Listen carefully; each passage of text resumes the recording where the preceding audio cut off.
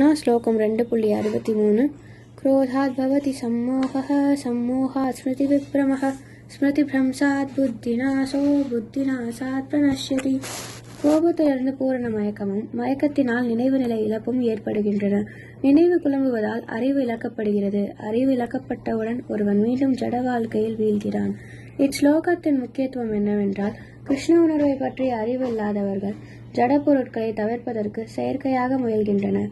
அதன் விளைவாக பௌதிக பந்தத்திலிருந்து அவர்கள் முக்தி பெற விரும்பினாலும் துறவின் பக்குவ நிலையை அவர்கள் அடையவில்லை. அதே சமயம் கிருஷ்ண உணர்வில் உள்ள பக்தன் எல்லா பொருட்களையும் இறைவனின் தொண்டில் எப்படி உபயோகப்படுத்துவது என்பதை அறிவான். எனவே பௌதீக உணர்விற்கு அவன் பலியாகி விடுவதில்லை.